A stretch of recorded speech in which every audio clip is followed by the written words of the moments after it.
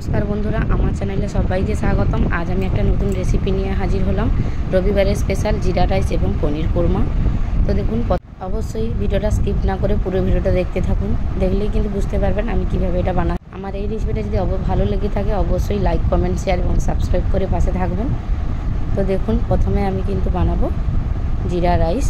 जीरा राइस बानाনোর জন্য प्रथमे मिक्सचार मेशिने आमी नारकेल निয়ে নিয়েছি। এখানে দুটো নারকেল আছে, নিয়ে এটাকে ভালো করে পেস্ট করে অল্প একটু জল দিয়ে পেস্ট করে দুধ বার করে নেব। এটাকে পিষে নেব আমি মিক্সচারে গ্রাইন্ডে পিষে। দেখুন আমি ফিরে চলে এসেছি। এই যে দেখুন আমার পিষা হয়ে গেছে। এটাকে আমি একটা ছাঁকনি দ্বারা ছেঁকে নেব, দুধটা বার করে নেব ভালো করে।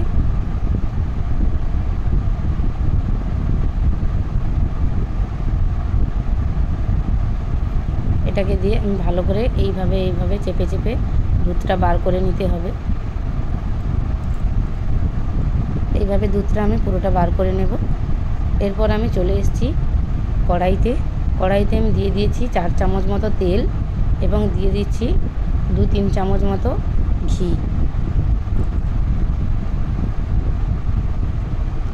ঘিটা দিয়ে ভালো করে কড়াইটাকে গরম করে নিতে হবে। ঘিটাকে গরম করার পরে আমি এখানে কিছু ফোড়ন দিয়ে দেব।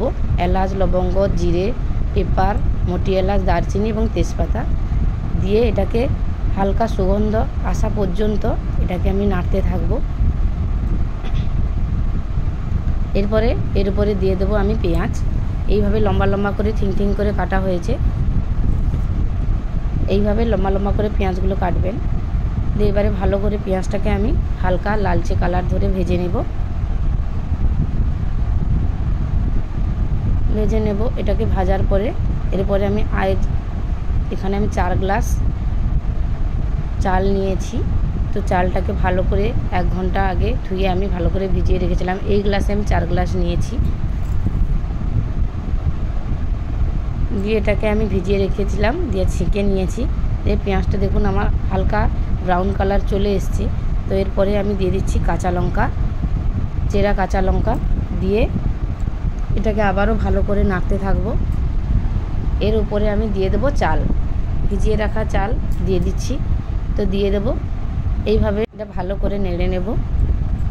জিরা রাইস আপনারা কিন্তু কুকারেও বানাতে পারেন, আমি এটা কড়াইতে বানাচ্ছি। কুকারেও কিভাবে বানাবেন আমি অবশ্যই বলে দেব। তারপরে দেখুন আমি এখানে জলটা মেপে নিচ্ছি। আমি এখানে দেব 3 গ্লাস জল। 3 গ্লাস জল দিতে হবে, যেহেতু কড়াইতে বানাচ্ছি ওই জন্য একটু বেশি জল দরকার। জল এবং নারকেলের দুধ আমি এটা মিক্স করে দেব। 4 গ্লাস চালের মধ্যে আমি এখানে 3 গ্লাস জল দেব, 4 গ্লাস নারকেলের দুধ দেব। দেখুন আমি প্রথমে এটা জল দিয়ে দিচ্ছি। এরপর আমি নারকেলের দুধটা মেপে নেব। ওই গ্লাসে মেপে 4 গ্লাস মেপে এটা আমি কড়াইতে ঢেলে দেব। আপনারা যদি কুকারে বানান তাহলে 1 গ্লাস চালে 1 গ্লাস জল আর হাফ গ্লাস জল দিতে হবে, বা হাফ গ্লাস নারকেলের দুধ দিতে হবে। দিয়ে আমি আবারও ভালো করে নাড়িয়ে নিচ্ছি। জিরা রাইস কিন্তু নারকেলের দুধ অবশ্যই দেবেন, না হলে কিন্তু খেতে টেস্ট লাগবে না। তারপরে আমি পরিমাণ বুঝে আমি দিয়ে দিচ্ছি লবণ। লবণটা দেওয়ার পরে আমি ঢাকনা দিয়ে দেব। এরপর তাওয়াতে ফিরে এসেছি। তাওয়ায় 1 চামচ ঘি দিয়ে দিচ্ছি। এটাতে আমি বাদাম কিশমিশ ভেজে নেব।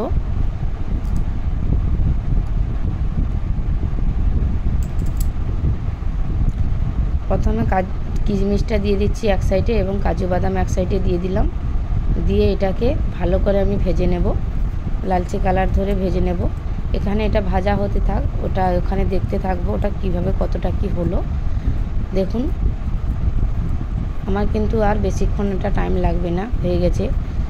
তারপর আমি এটা ভাজা হওয়ার পরে এটা আমি ঢেলে দিয়ে কাজু কিশমিশ আমি দিয়ে দিলাম। দিয়ে আবারও আমি ঢাকনা দিয়ে দেব। ঢাকনা দিয়ে আঁচটাকে একটু মিডিয়াম করে রাখবো, হালকা মিডিয়ামে আমি রেখেছি। এটা এখন আমার এটা 3 থেকে 4 মিনিট আমি রাখবো। তারপর ফিরে এসেছি কড়াইতে পনির কোরমা বানানোর জন্য। দিয়ে দিচ্ছি তেল। তেল দেওয়ার পরে আমি এখানেও কিছু ফোড়ন দিয়ে দিচ্ছি, জায়িত্রী, এলাচ, লবঙ্গ, স্টার অ্যানিস, দারচিনি এবং জিরা দিলাম। দেওয়ার পরে ভালো করে এটা হালকা সুগন্ধ আসার জন্য নাড়তে থাকবো। আর দিয়ে দিচ্ছি তেজপাতা 3টে। এরপর আমি পেঁয়াজটাকে দেখুন গ্রেট করে দিয়েছিলাম, ওই পেঁয়াজটা গ্রেট করার পেঁয়াজ আমি দিয়ে দিলাম। ওখানে পেঁয়াজটা আমার ভাজা হতে থাক। তো এখানে আমি পনিরটাকে কেটে নেব।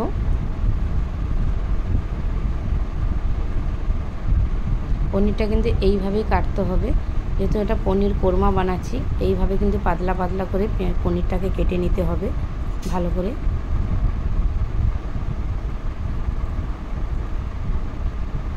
দেখুন এটা আমি এখানে চলে এসেছি 3-4 মিনিট পর। আমার কিন্তু জলটা কিন্তু শুকিয়ে গেছে, সুন্দর কিন্তু আমার হয়ে গেছে। আর ভাতগুলোও দেখুন খিলা খিলা আছে এখনও পর্যন্ত। এটা একটু হাওয়া পেলে আরও সুন্দর হয়ে যাবে,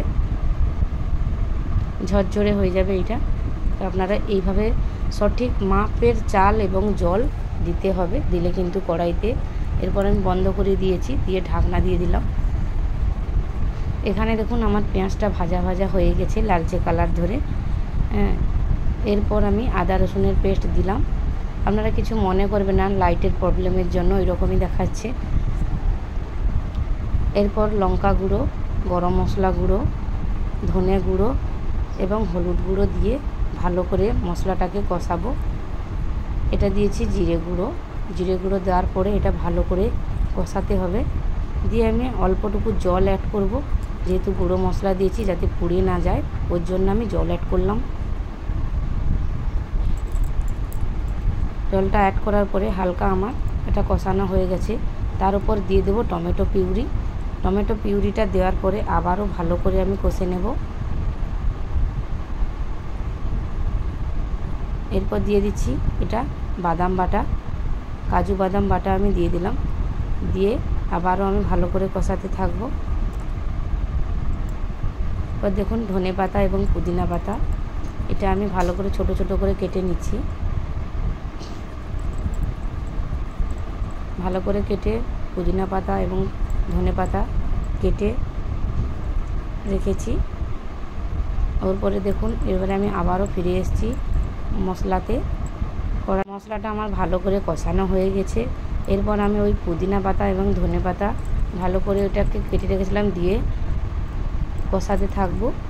দিয়ে দিচ্ছি পরিমাণ মতো লবণটা আমি পরিমাণ মতো দিয়ে দিয়েছি।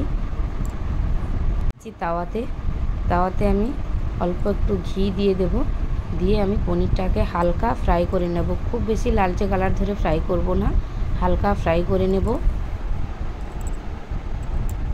দেখুন এইভাবে লালচে কালার ধরে আমার ফ্রাই হয়ে গেছে। এবারে মশলাটার কাছে ঢাকনা দিয়েছিলাম, দেখুন টমেটো যে দিয়েছিলাম ওইটার জল এবং তেল বেরিয়ে পড়েছে। ওর উপরে আমি পনিরগুলো দিলাম। পনিরগুলো দিয়ে এবারে হালকা নাড়তে থাকবো যাতে না ঘেটে যায়, ওইভাবে খেয়াল রেখে হালকা হাতে নাড়তে হবে।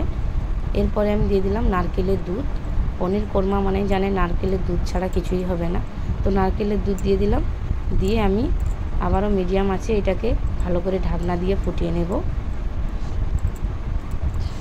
দেখুন ফিরে এসেছি 2 মিনিট পরে। আমার কিন্তু একদম রেডি হয়ে গেছে পনির কোরমা। অবশ্যই কমেন্ট করে বলবেন আমার রেসিপিটা কেমন হয়েছে। ফিরছি আবারও একটি নতুন রেসিপি নিয়ে। Thank you so much.